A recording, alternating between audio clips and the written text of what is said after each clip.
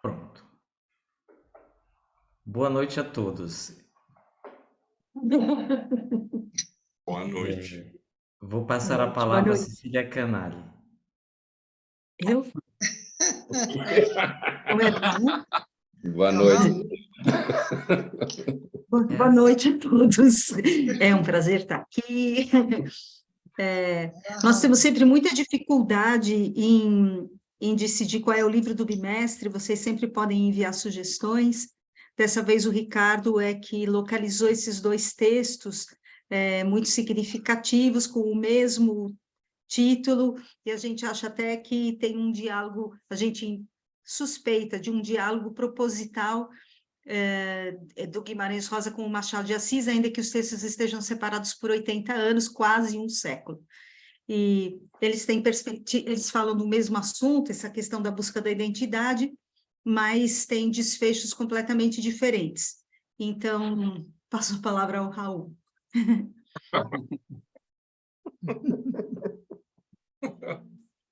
Não, eu vou... pediram para eu fazer uma introdução aqui. Eu vou fazer uma introdução muito simples. E depois espero aí as reações de vocês, né? Comentários, perguntas, etc. A gente conversa, né? Existe realmente um diálogo entre os dois textos, né? Guimarães Rosa certamente conhecia esse conto do Machado de Assis, que é bem anterior, né? E é um conto muito clássico, muito famoso do Machado de Assis. A gente, entre nós aqui, antes desse encontro, quando a gente estava decidindo os textos, tal, trocamos uma série de impressões, saíram um monte de observações interessantes, depois aí, se os outros quiserem comentar também. Mas os dois têm como ponto de partida essa questão da gente se olhar no espelho. Se olhar no espelho significa olhar para a gente mesmo, né? E foi esse o motivo pelo qual a gente escolheu esses dois contos, pensando no trabalho de escola de comunidade que a gente foi convidado a fazer aí nesses últimos 2 meses, né? Sobre o capítulo 1 do Senso Religioso, né? Quer dizer, o Giussani, ele levanta uma questão interessantíssima, né? E que é uma das coisas mais fascinantes, que eu acho que todos nós ficamos tocados quando a gente encontrou o movimento, que é o fato de que o Giussani ele tenta mostrar para a gente como o cristianismo é uma resposta para aquilo que a gente é, e que, em grande medida, uma certa crise ou uma dificuldade nossa, a crise de fé, né, a crise do cristianismo hoje, mas também uma dificuldade nossa, pessoal, de fazer a experiência de fé, tem a ver não com uma questão, não é culpa, vamos dizer assim, da igreja ou das circunstâncias que a gente vive, né? Mas são fruto também de uma circunstância histórica na qual a gente perde a capacidade de olhar para a gente mesmo, de se conhecer, de entender o que a gente é, o que a gente deseja, o que a gente de fato precisa na vida, o que a gente busca, do que é feito o nosso coração. E aí tem uma dificuldade de entender Cristo como uma resposta interessante, conveniente, fascinante para o nosso coração. Cristo parece uma coisa distante, né? Parece uma coisa abstrata, mas a culpa não é de Cristo. A culpa é que Cristo se apresenta para a gente como uma resposta ao nosso coração. Se a gente não consegue olhar para o coração, Cristo parece abstrato, né? Então, esse tema dos dois contos daí, que é o espelho, que é a gente aprender a olhar para a gente mesmo, né? E o que significa a gente olhar para a gente mesmo, né? Tem muito a ver com essa provocação que a Escola de Comunidade está nos fazendo, e foi um pouco a partir disso que a gente escolheu os textos, né? O Machado de Assis, que é o autor do conto mais antigo, né? Então, começo falando um pouquinho dele. O Machado, ele parte de uma... o Machado é muito irônico, né? O Machado de Assis, ele é sempre muito irônico, né? Então, ele formula e ele chama aquilo ali de uma teoria da alma humana, né? É claro que ele está brincando, isso é uma brincadeira, e, na verdade, é, inclusive, uma sátira que ele faz a todo um contexto do racionalismo e do cientificismo do século XIX, né, que inventava teorias para explicar tudo, né? Então, ele formula uma teoria que ele apresenta de maneira propositadamente irônica e um pouco ridícula, né? Ele diz: o homem, metafisicamente falando, é uma laranja, né? É composto por duas metades, né? Só que, ao falar isso, ele diz uma coisa muito interessante. Eu estava pensando aqui, relendo o conto do Machado hoje à tarde.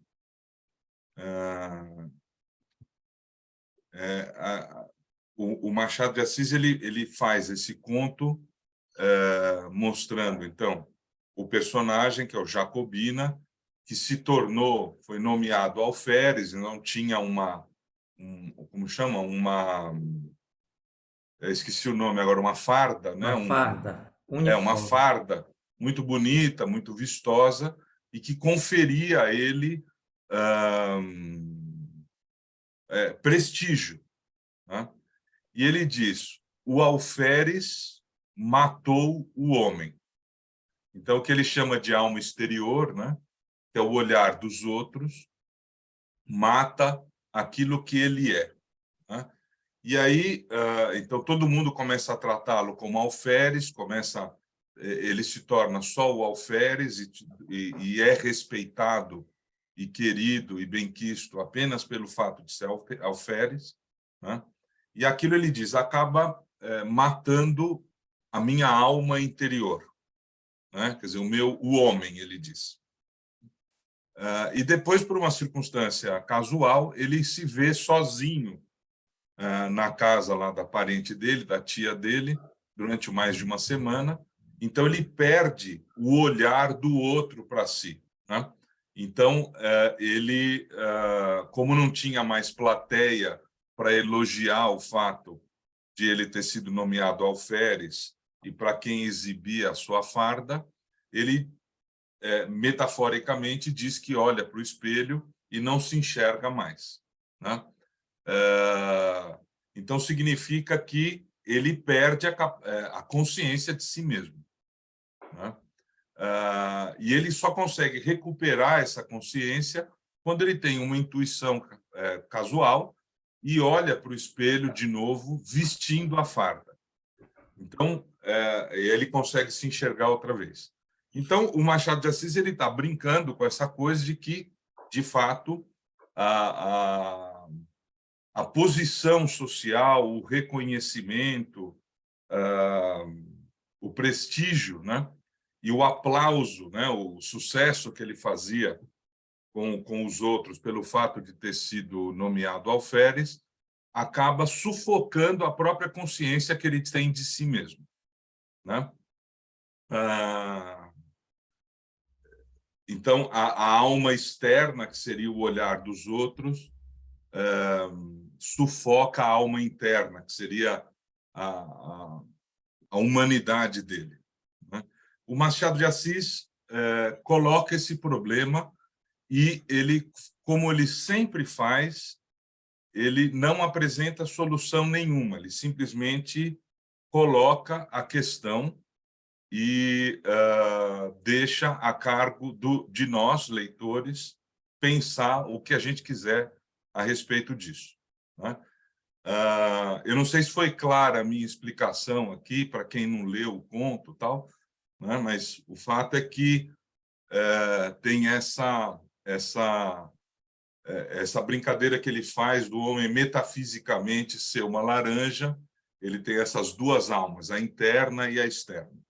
Só que essa brincadeira de alma interna e externa, ela pode parecer só uma ironia barata e uma brincadeira, mas tem uma coisa muito verdadeira e muito importante por trás, né?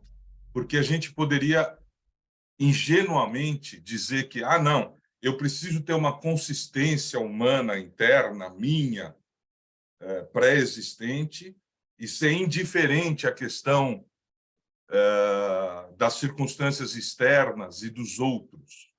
E aí eu sempre teria a minha humanidade, né, garantida, tal. E se a gente parar para pensar um minuto, não é assim que acontece, né? Quer dizer, a gente só é inteiro,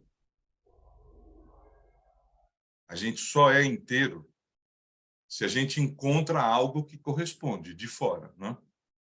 Então, quando o Machado de Assis diz, brincando, que o homem metafisicamente é uma laranja, eu acho que ele está brincando, mas ele está falando uma verdade muito importante. O homem metafisicamente é uma laranja mesmo. Quer dizer, ele tem uma consistência interna, mas ele precisa de algo externo. E o problema é como essa coisa que vem de fora não me sufoca, não me substitui, não me diminui. Pelo contrário, me completa e me realiza. E realiza essa outra metade da laranja, que é a alma interna, que é o que o Machado de Assis chama de alma interna. Então, rapidamente aqui sobre a coisa do Machado. Como chama? O Guimarães Rosa, ele, obviamente,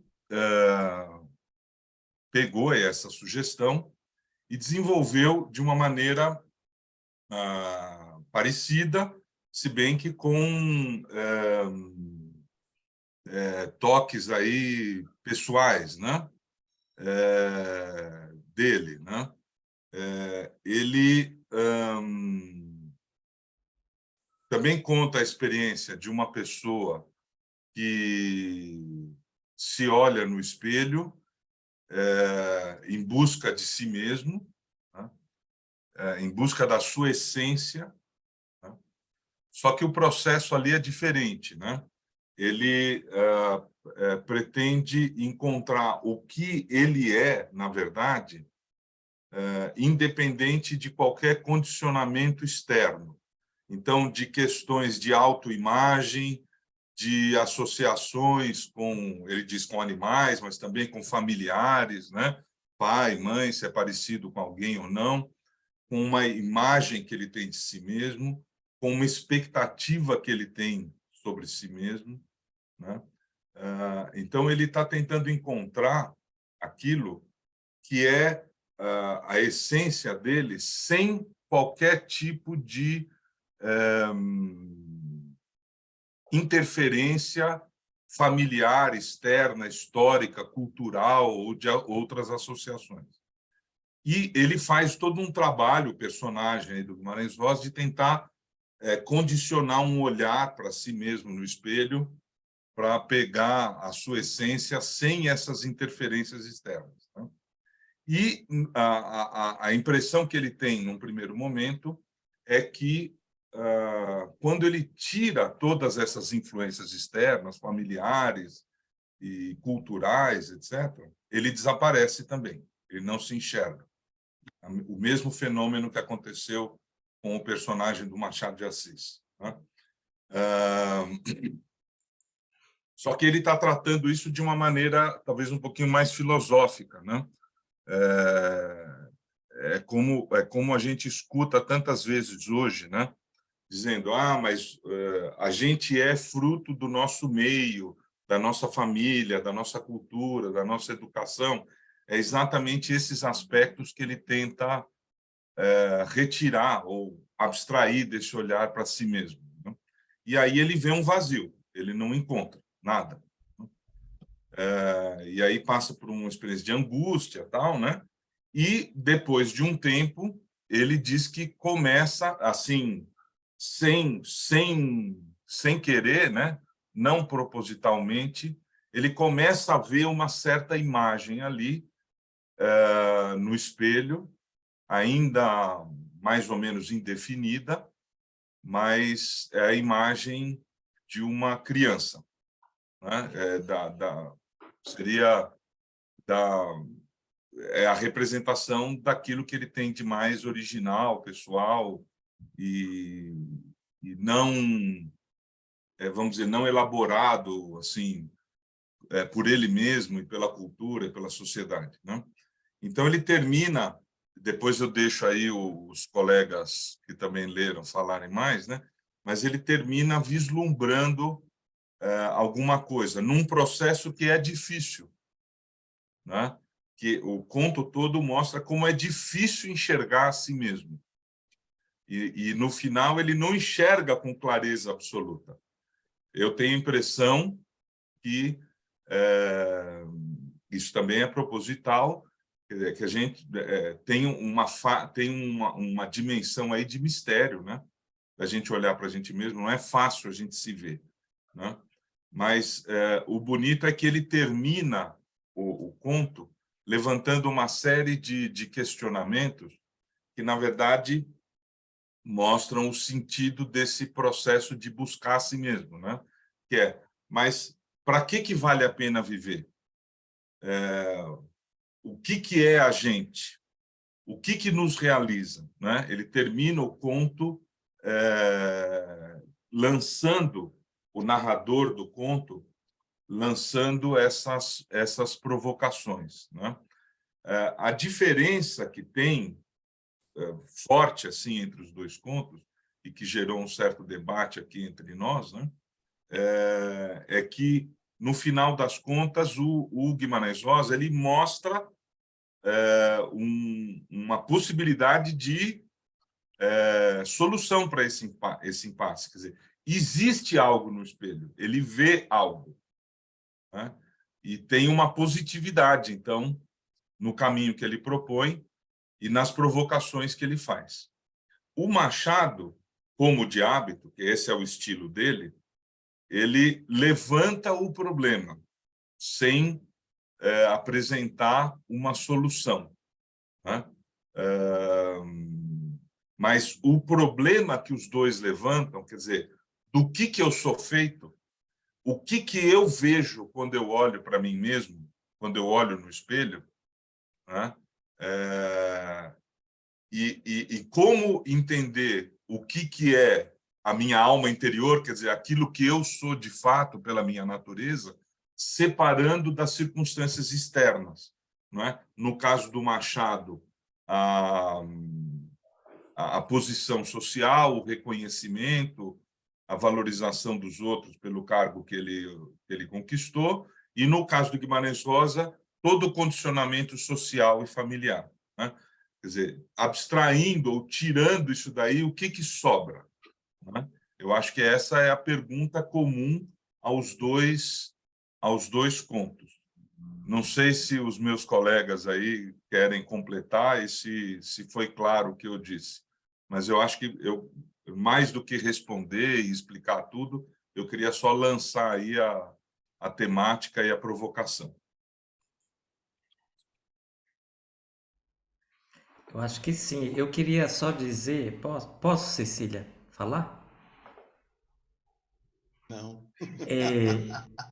Não, eu queria só dizer que, sobretudo sobre o conto do Machado de Assis, né? Porque o primeiro capítulo do Senso Religioso, ele fala que é o objeto que tem que definir a forma de conhecimento, né? A forma como eu vou conhecê-lo. E me parece que o Machado vai muito nessa direção quando ele apresenta Jacobina. Ele fala aqui no conto que que tinha 4 ou 5 personagens na sala, Mas eu acredito que na realidade existia um único personagem, né?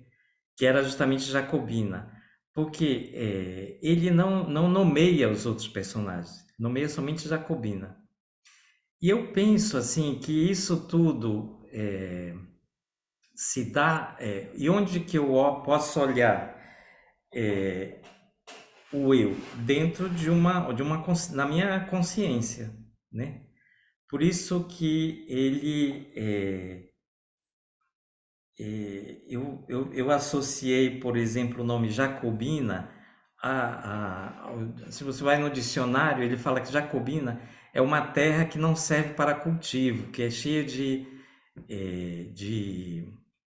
de espinhos, enfim, é uma terra difícil, não é fértil. E, opa, calma aí que eu tenho que fazer.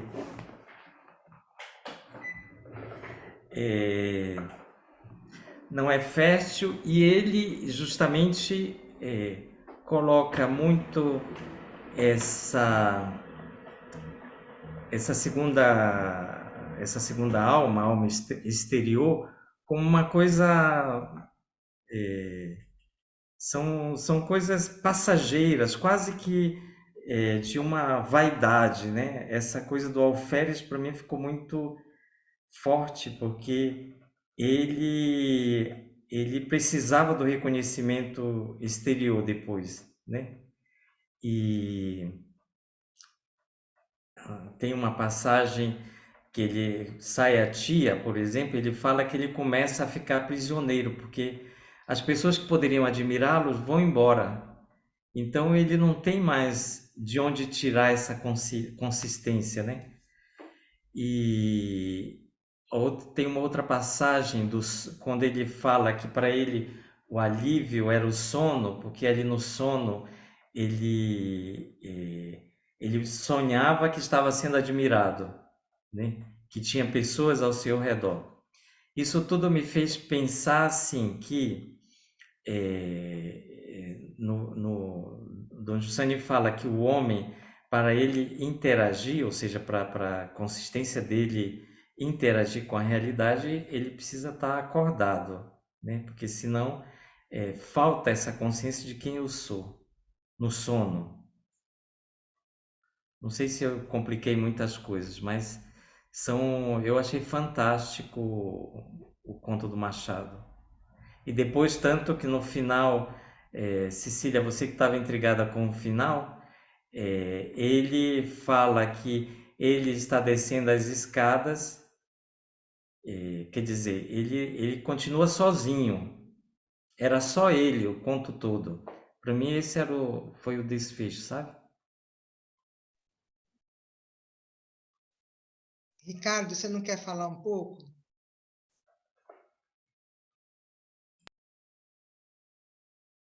Então, na verdade, assim, o que me fascinou mais nos dois contos, na verdade, a minha interpretação inicial, que era como se tivesse uma identificação entre aquilo que o Machado pensa e o personagem, era uma ideia errada. Isso o Raul me alertou logo no início, né? Quer dizer que tem uma ironia, né?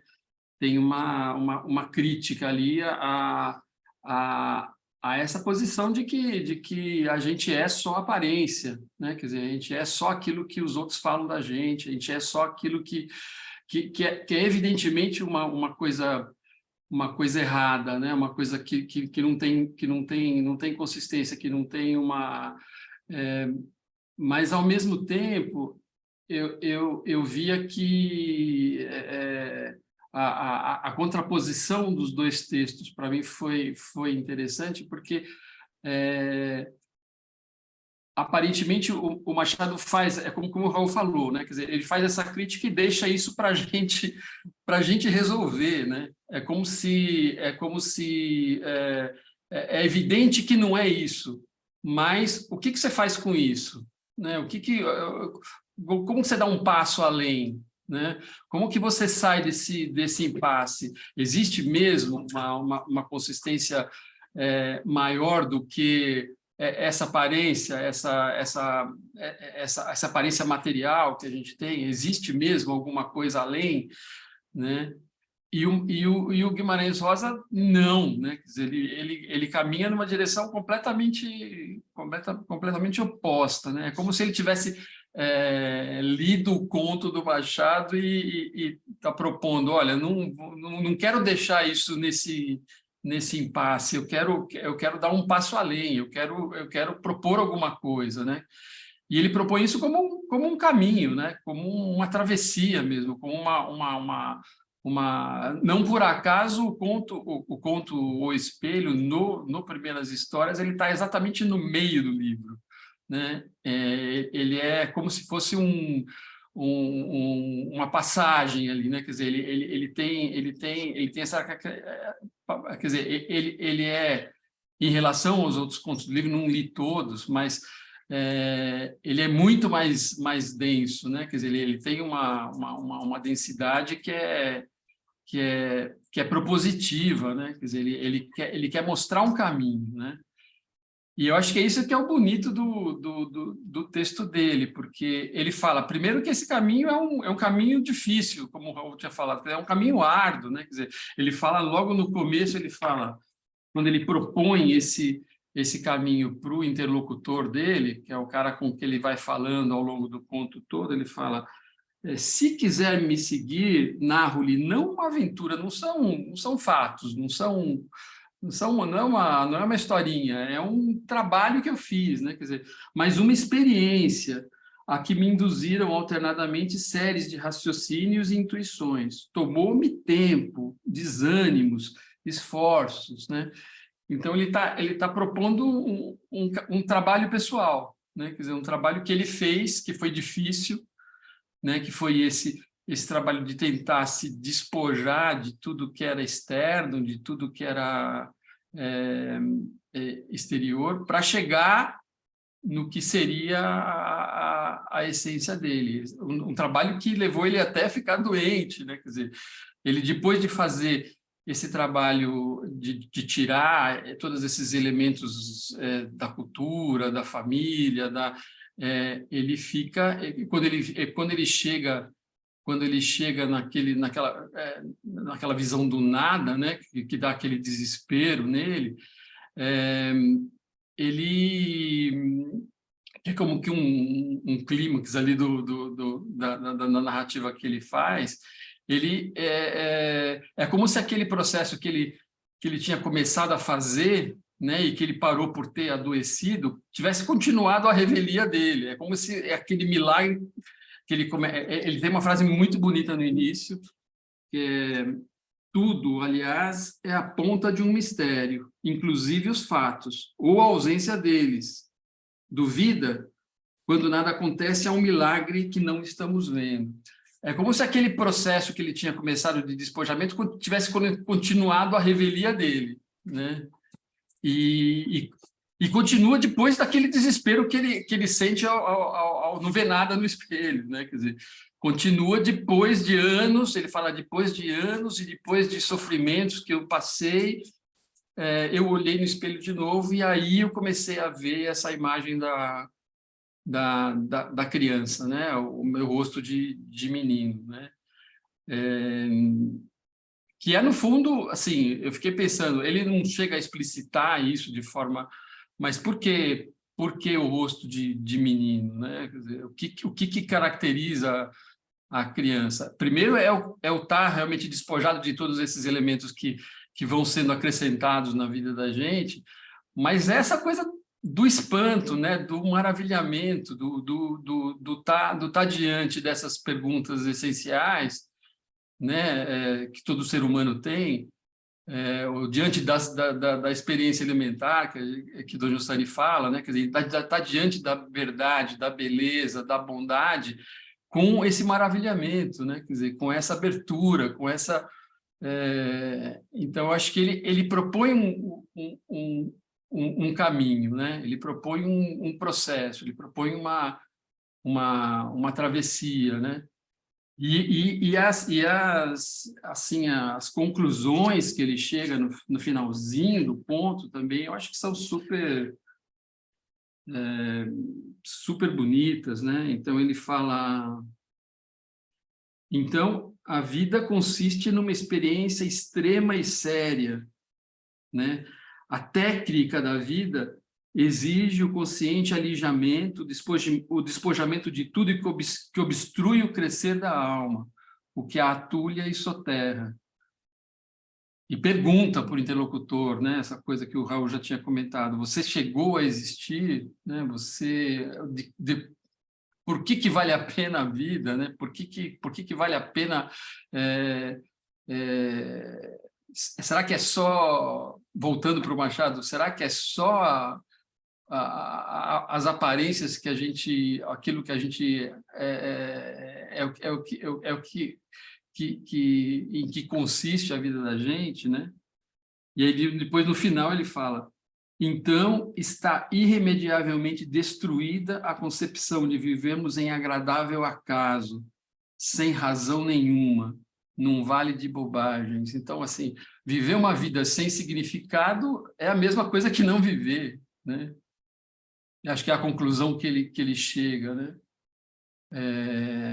Eu achei que foi muito o conto do Machado é belíssimo, né? Quer dizer, você vai lendo, você vai se deliciando, assim, né? O conto do Guimarães Rosa, pelo contrário, é dificílimo, né? Quer dizer, você vai lendo é árduo, assim, né? Quer dizer, cada parágrafo tem que ser, porque além da complexidade filosófica do que ele está dizendo, tem a questão da linguagem, que também é 10 vezes mais difícil de entender, né? Mas como processo, assim, como conclusão, eu achei o conto do Guimarães muito mais positivo, né? No final das contas, né? Aí os amigos complementem aí. Eu queria... A coisa que mais me chamou a atenção, primeiro, é a coragem de fazer essa pergunta, dos dois, né? É uma pergunta corajosa, né? Quem sou eu diante de mim, né? E o Machado é mais direto, né? Ele vai dizendo da satisfação que é, da alegria que é quando os outros nos reconhecem, né? Nos admiram, nos aplaudem, como é horrível ficar sem isso, sem o reconhecimento do outro, né? Naqueles dias que ele ficou sozinho, ele vai descrevendo de um jeito tão... Ele diz, né, que tinha o tic-tac do relógio, e ele fala: não eram golpes de pêndulo, era um diálogo do abismo, cochicho do nada, né? Era a solidão ainda mais estreita ou mais larga da noite, né? Quer dizer, parece que quando a gente está sem o outro, sem o reconhecimento do outro, a gente é obrigado, ele diz também, a minha alma interior me feria, né? Me feria. Então, a gente vê como é bonita essa discussão da pessoa com ela mesma, né? Diante de si. Já no Guimarães, eu fiquei muito assim, comovida, né? Já desde o começo, como esse trecho que o Ricardo leu, que é espetacular, mas ele fala de uma experiência, ele está falando da experiência dele, ele fala: fixemos-nos no concreto, né? Ele quer partir da experiência dele, né? E ele diz, olhando para a gente, para aquilo que a gente percebe índices do misterioso. E aí ele diz, eu estou falando do transcendente, eu estou falando daquilo que a gente não está vendo. Eu quero acessar aquilo que eu não estou vendo, mas por meio daquilo que eu vivo. Então, é tão bonito, porque é como uma abertura, né, para conhecer o misterioso, mas sem reduzir, né? Sem reduzir aquilo só que eu pego, que eu vejo, que eu meço, que seria a razão instrumental, né? Aquilo que existe é muito maior do que aquilo que eu posso demonstrar, comprovar, medir, né? Inclusive em mim mesmo, né? Muitas vezes é incompreensível. E ele tenta, né, se olhar, e ele fala, não dou conta de olhar no espelho. Até que um dia acontece. E essa é a coisa também que eu achei um espetáculo, né? Não foi ele que conseguiu ver o menino por obra, decisão dele, né? Aconteceu, ele diz, que o espelho mostrou-me, né? Depois de grandes sofrimentos, eu me defrontei com o espelho, não rosto a rosto, e o espelho mostrou-me, né? Sim, vi a mim mesmo, de novo, o meu rosto, com surpresa, né? Quer dizer, não foi uma capacidade dele, mas essa abertura para buscar quem eu sou me permitiu reconhecer algo que me foi revelado, né? Então, eu acho muito, muito bonito e muito mais... A poesia é muito mais legal do que a psicologia, para explicar certas coisas. É isso. Você vê que no comecinho o Álvaro disse que, ao ler esses textos, ele confirmou a vocação dele, que não era para letras, mas que ele estava feliz em economia. A Silvia fez o contrário, que gostou mais da poesia do que da psicologia, né? Ler é sempre muito perigoso. Eu gostei, claro, muito dos textos, e achei que ambos descrevem a nossa trajetória na escola de comunidade. O que eles têm de comum nisso? Em primeiro lugar, é difícil. Em segundo lugar, é cumprido. Em terceiro lugar, é para sempre. Em quarto lugar, a gente esquece, né? Eu lembro que um amigo nosso, o Luiz Gelawande, que era do Opus Dei, ele dizia que a palavra homem em árabe é insan e quer dizer aquele que esquece. E eu também acho isso, e por isso que a gente tem que fazer estudo sempre, né? E o Guimarães Rosa, ele diz, mas com o comum correr cotidiano, a gente se aquieta, esquece-se muito, né? Então, os dois contos fazem essa trajetória, cada um de um jeito, mas como é que eu me lembro, como é que eu descubro o que é, onde está o real de mim, né? E esse real me escapa. O interessante para mim é que o conto do Machado de Assis, para mim, podia ter sido escrito hoje, só que a gente mudava, em vez de ser um alferes, que eu tive que olhar porque eu não sabia o que era um alferes, tinha que ser um influenciador, né? Porque significa que a pessoa ela existe ou não segundo os likes que ela tem, né? Então, se todo mundo olha e diz, oh, que legal que você é, você é. E se você não, não é, né? Então, eu achei muito interessante como o que ele descreve, que eu tenho a impressão que há 80 anos atrás até era meio ridículo, caricato, né? Que o cara é tão ovacionado, é tão parabenizado, tal, que ele acaba incorporando aquilo. É um pouco exagerado, né? Como ele faz. É um pouco de realismo fantástico, tal. E então é interessante porque é um conto muito moderno, na verdade. E é moderno também, e essa é a briga que eu vou contar depois para vocês melhor do grupo, né? Quer dizer, é moderno também porque ele tem esse certo ceticismo, né? No final, né, você tem que aguentar esse tranco. O cara ele era muito natural, vamos chamar assim. É que aquela mulher vai adulando de todas as maneiras, ele vai se perdendo, se perdendo, se perdendo, né? Interessante que ele não começa perdido. Ele diz, me chama mesmo de, que era? Joãozinho, né? Me chama pelo nome, né? Ele acha aquilo razoável. Depois é que ele vai esquecendo, ele vai assumindo aquilo que os outros dizem que ele é, né? Mas o fato é que, então, aí ele se perde, ele tem que cavocar para descobrir pelo mal-estar onde é que ele está, mas ele não se acha, né? Ele, de novo, põe a roupa e aí ele assume aquela identidade. Ele não sabe onde é que está a verdadeira. Nesse sentido, o Guimarães Rosa parece até adocicado, vou chamar assim, porque é tudo muito mais redondo, né? Então, ele acha, quer dizer, tem um ser, a vida tem um sentido, A vida não é um acaso, né? E olhando para o real, você encontra. E ele fala isso de um modo muito poético. Então, bom, então a coisa que eu achei mais legal é que, de qualquer maneira, os dois propõem esse trabalho difícil que é, seja 80 anos atrás, ou 50, ou o que for, que é ficar olhando para si, né? Segundo, coloca também, logo na primeira página, o Guimarães Rosa, a questão das lentes, né? Olha, se você colocar uma lente e outra lente, você vai ver coisas diferentes. Bom, isso é o início do senso religioso. Ó, vou te dar um método que seja capaz de você olhar para a experiência como ela é e não ideologicamente, né?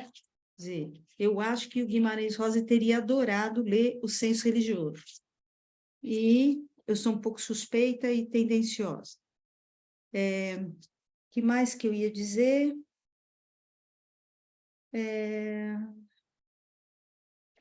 Também, no do Machado de Assis, a questão exterior, quer dizer, isso é uma coisa um pouco chata para mim nos dois contos, quer dizer, a questão exterior, o bacana, eu acho, no cristianismo, é que a gente está com o pé na lama, e aí a unidade nasce dali. Nos dois contos, o exterior, ele não é muito bem-vindo.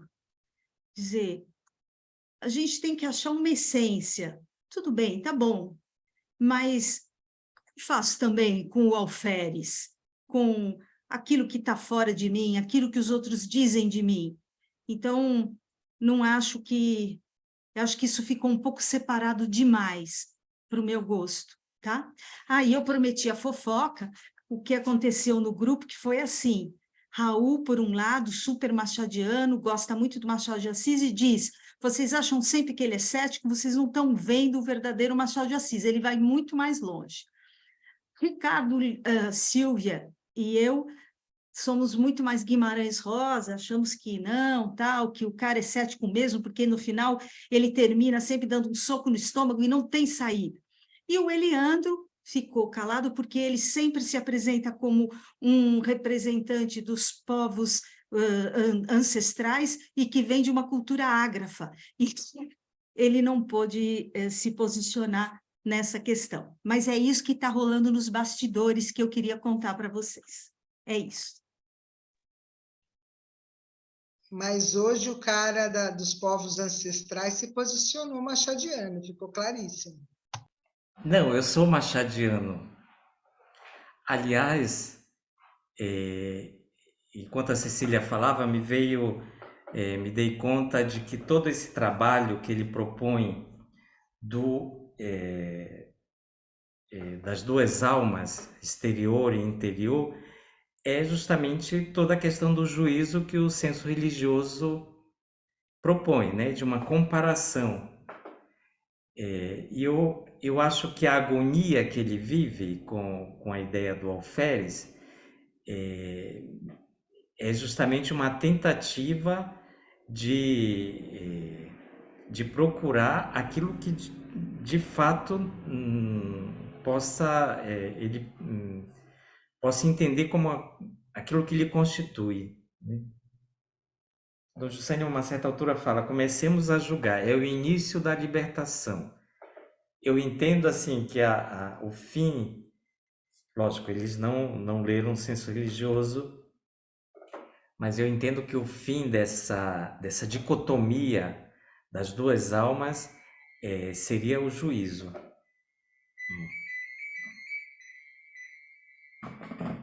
Pronto.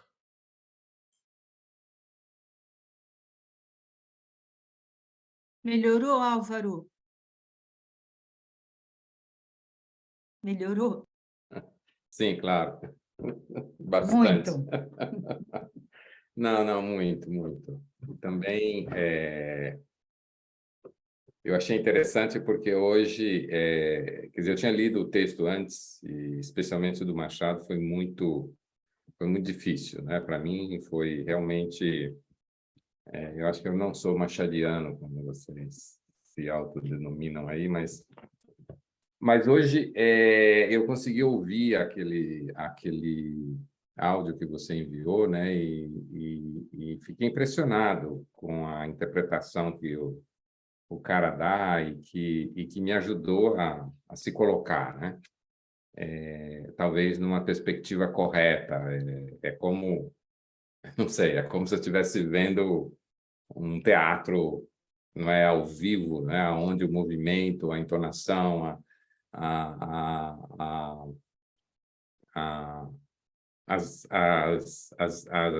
evidências se tornam mais claras. Mas assim, gostei muito dos dois textos, né? Especialmente por essa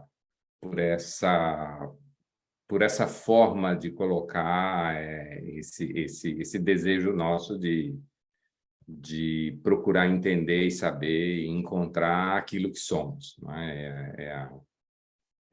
Tem uma parte que eu gostei, uma frase que eu achei interessante, acho que é do Guimarães Rosa, que ele fala que os nossos olhos, os olhos da gente não têm fim, né? Eu acho que essa busca eterna, né? Essa busca da vida toda a coisa mais importante, né? Que, sei lá, que eu tiro daqui. Não, é isso. Agora, mais a discussão e especialmente a introdução que o Raul fez ajudou muito. Obrigado. Essa coisa da alma externa, eu acho que o que o Eliandro disse agora me ajudou também a entender que as perguntas todos nós temos, né? Mas, num certo ponto, podem ser sufocadas, né? São abafadas. Então, aprender a ter um juízo ajuda a recuperar as perguntas que estão latentes lá, né? Porque se a gente vê algumas pessoas e fala assim, mas parece que essa pessoa não tem os questionamentos da vida mais, parece que está imunizada contra eles. Mas, na verdade, tem, mas só que está sufocada, está abafada, né? Tanto é que a Silvia, como professora, a provocação que faz, traz à tona novamente as perguntas, né? Ajuda a criar, a julgar as coisas segundo aquele parâmetro que acaba não reconhecendo mais que tem dentro de si, né? E o que a gente aprende na escola de comunidade é isso. Ajudou muito, viu? Ajudou bastante. Eu li o primeiro texto de Machado de Assis, eu estava com muito sono, eu falei, meu Deus, parece tudo palavras desconexas, eu não estou entendendo nada, e especialmente porque são palavras que a gente já não ouve há muito tempo, né? A forma de dizer para nós é novo, porque acho que o inglês ficou mais fácil para nós. Então, o português foi difícil, especialmente o Machado de Assis, para mim. Havia uma época em que o Carrão insistia muito da infabilidade não da infabilidade, mas da objetividade do coração, né? Aliás, era infalível. Porém, ele dizia, mas infelizmente é muito fácil de ser manipulado, né? Porque é uma coisa, e de fato é aquilo que o Machado de Assis coloca como evidência, né? Uhum, Posso fazer uma pergunta? Eu não sei. Tem um ponto, acho que é do Guimarães, que ele fala desse momento, né, em que parece que num bar e tinha os dois espelhos, né, que um refletia o outro. Vocês lembram desse pedaço? E aí ele vê como se fosse as costas ou o perfil dele e ele não vê nada, né? Quer dizer, assim, parece que era a possibilidade dele estar se olhando e não conseguia ver nada, né? Então, eu estava pensando se isso tem a ver com essa coisa de que a gente tem esse desejo, a gente tem essa necessidade, né? Mas que não é evidente, não é clara, ou a gente não se percebe a todo momento, né? E que existem momentos, existem situações, circunstâncias que realmente nos dá essa possibilidade, né?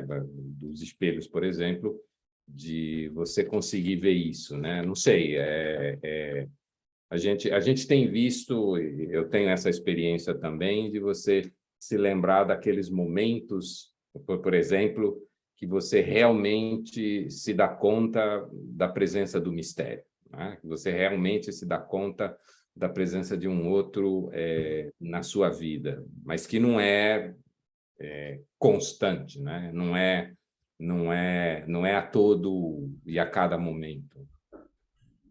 Não sei se está claro a dúvida. Porque eu acho que justamente a gente, como consciência, não está 24 horas conectado, né? Tem momentos que são mais... Tem uma expressão no Machado de Assis, espera aí, que eu vou encontrar. Quando ele está escutando o relógio, tic-tac. As horas batiam de século a século no velho relógio da sala, cuja pêndula, tic-tac, tic-tac, feria-me a alma interior, como um piparote contínuo da eternidade. Quer dizer, que tem momentos em que a realidade que isso é mais evidente. Não, é assim, né? Piparote. Eu acho que é essa ideia. Raul, você tem alguma coisa? Piparote é peteleco. Um peteleco. Eu queria aproveitar aí o que vocês estão falando, só para chamar a atenção aqui de duas questões que saíram aí, né?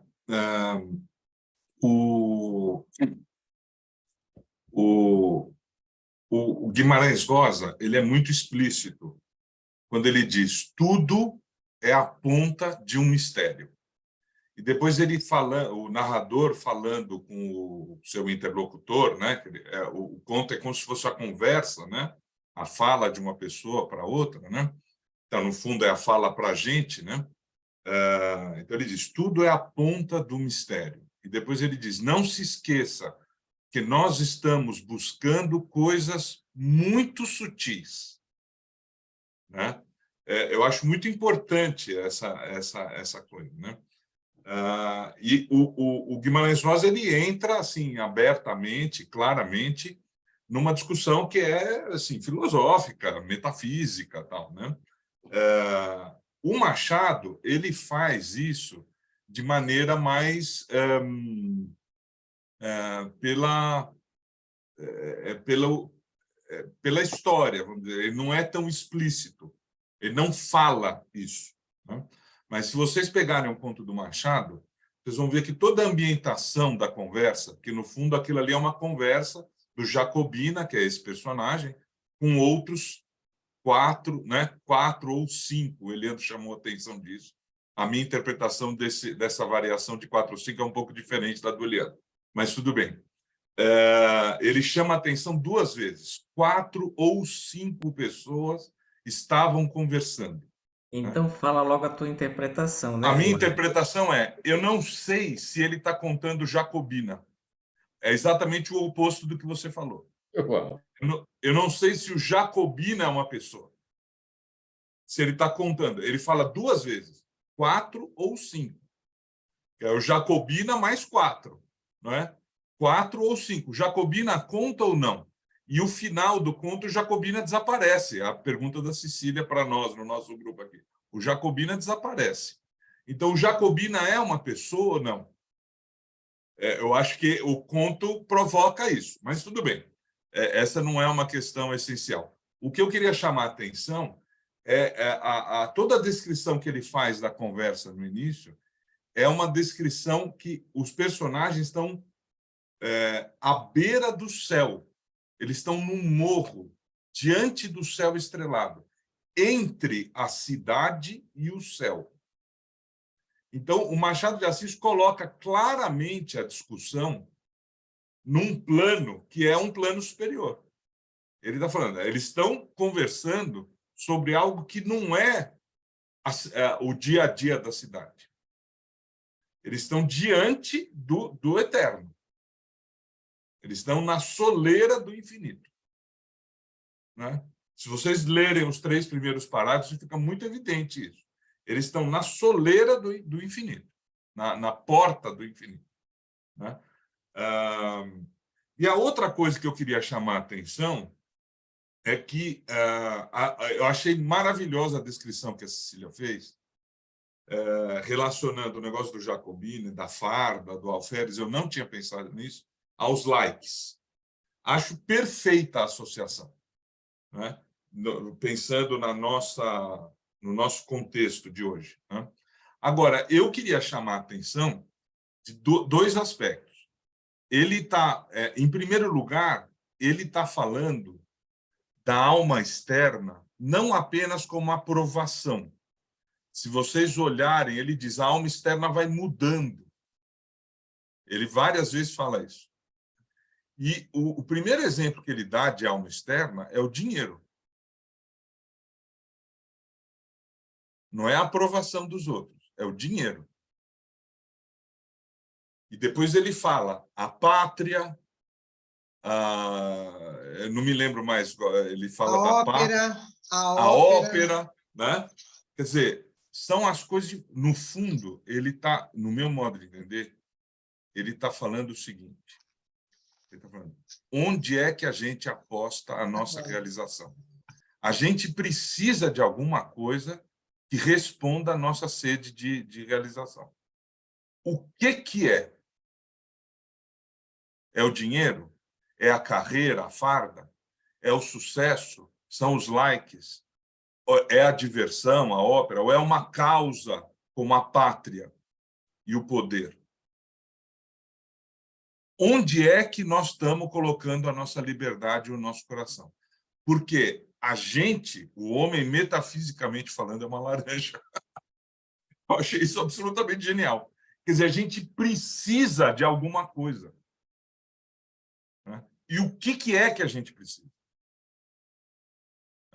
É aquela frase do Evangelho.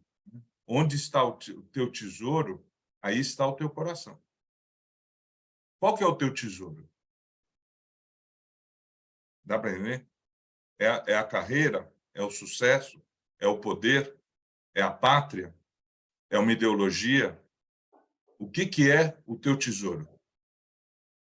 Porque o teu tesouro ele pode te comer, quer dizer, te fazer, te absorver. Né? Então, ele está colocando algo que é muito, muito sério. Né? E a outra pergunta que a Cecília tinha feito aqui no grupo, tal, por que o Jacobina não discute, tal, o Ricardo falou, né, que o Guimarães Rosa, no começo do conto, ele diz, eu vou contar uma experiência, um trabalho que eu fiz. Né? O Guimarães Rosa é explícito ao falar isso. Né? O Machado brinca, eu estou apresentando uma teoria, mas depois, no meio do conto, ele diz o seguinte, quando um dos interlocutores do Jacobina fala, eu não estou entendendo o que você está falando, esse negócio de alma externa, tal, eu não estou entendendo. O amigo do Jacobina fala. E o Jacobina responde assim, vai entender. Os fatos explicarão melhor os sentimentos. Os fatos são tudo. A melhor definição do amor não vale um beijo da moça namorada. E, se bem me lembro, um filósofo antigo demonstrou o movimento andando. Vamos aos fatos. Quer dizer, o problema da gente se conhecer é esse trabalho que o Guimarães Rosa propõe, só que ele chama de trabalho. O Machado, ele sugere, ele fala, olha, vamos aos fatos. Observa na tua vida onde que você deposita a tua esperança. Qual é a alma externa, na nomenclatura brincalhona que ele usa? Qual é a tua alma externa? Onde que você está apostando a liberdade? E só para completar aqui o diálogo que a Cecília falou, da fofoca aqui, do ceticismo ou não, o grupo machadiano e o grupo rosiano e tal, eu acho a provocação do Machado mais radical. Porque, como ele não dá nenhuma pista de resposta, ele está nos convidando de maneira mais radical ao trabalho pessoal. Dá para entender? Porque o Guimarães ele ainda pode, no final, falar assim, não, tudo bem, apareceu lá uma criança, eu tenho dentro de mim uma coisa, tal, beleza, tudo bem. O Machado ele diz, não tem não, tá? Eu olhei para o espelho e não vi nada. Tchau. E o Jacobina some. Então, e você? O que você acha disso? É a provocação mais... dá para entender? Você fala, não, isso é ceticismo, não, ele não está negando nada, ele está colocando a pergunta. E ele está colocando a pergunta de maneira absolutamente radical. E o que vale para ele é a pergunta de maneira absoluta. Inclusive porque, sinceramente, eu que sou um fã incondicional do Machado, tal, também aqui não é para... Ele era um cara sem fé. Ele não tinha resposta. Agora, é o que a Silvia falou antes. Para um cara sem fé e que não tem a resposta, colocar essa pergunta com essa força, com essa clareza, é porque ele não é bobo. Ele está olhando para o próprio coração e está reconhecendo que certas coisas correspondem e outras não. Ele não consegue identificar o que corresponde, mas ele está chamando a atenção de maneira absolutamente radical para o coração e propondo uma pergunta absolutamente radical, sem nenhum consolo. Onde é que você está depositando a tua esperança? Dá para entender? Então, é duro. Num certo sentido, é muito duro. O Machado é assim, ele é duro, ele é forte, né? Mas ele põe realmente o dedo na ferida, né? E não facilita em nada. Ele não facilita em nada. Você tem que reconhecer qual é a ferida. A ferida é essa daqui, e põe o dedo. Agora, o que você vai fazer com isso é problema teu. Você pode virar o Jacobino. Tudo bem. Eu não tenho nada com isso. O problema é seu. Então, inclusive, toda vez que ele mostra a situação, é sempre ruim, é sempre muito miserável, né? Quer dizer, o cara é um alferes, né? Quer dizer, não é um general, um imperador, é um menorzinho, né? E ao vencedor, batatas, né?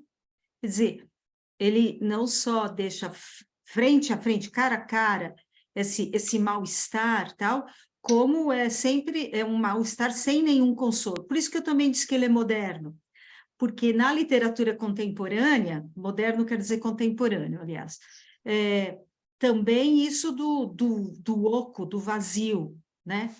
É que... A Mas resposta é verdade. ridícula, né? Você tem que reconhecer que a resposta é ridícula. Sempre. É isso. O É Dom por isso que Juscelino ele é fala muito que fazer esse trabalho parece ir contra a corrente, né?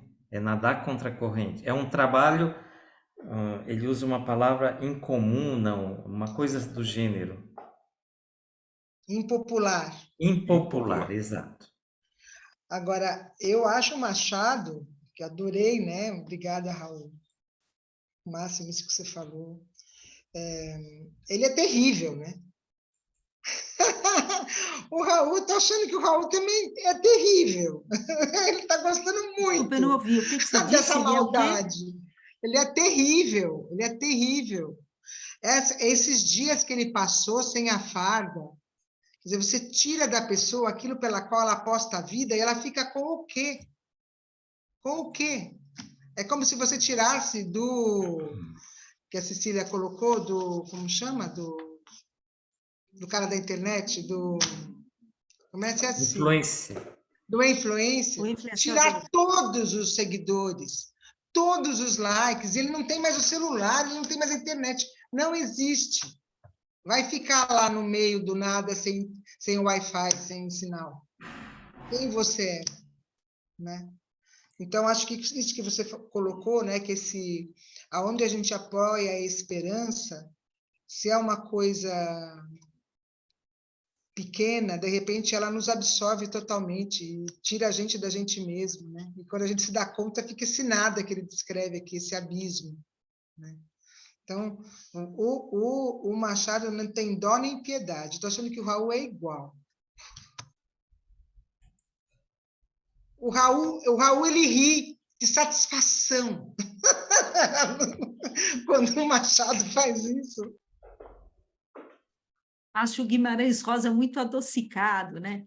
Não é, Suzaninha? Você que era amiga próxima do Raul, ele era assim, terrível, desde a adolescência.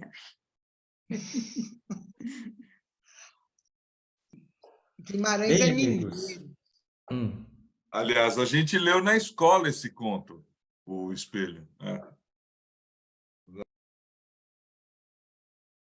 Tira, A diferença põe o é que- som. Está sem som, Suzaninha.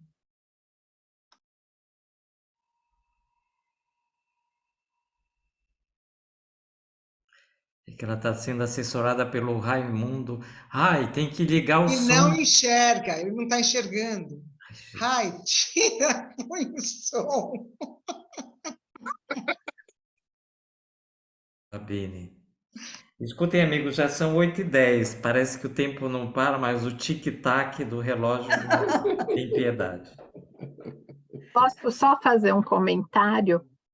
Pode. Eu não li os contos, gostei muito, eu vou ler, mas esses dias eu li um livro que vocês me ajudaram a entender o livro que eu li e que acho que complementa bem aqui. Não sei se o Raul já leu esse livro do Tolstói, A Morte de Ivan Ilitch.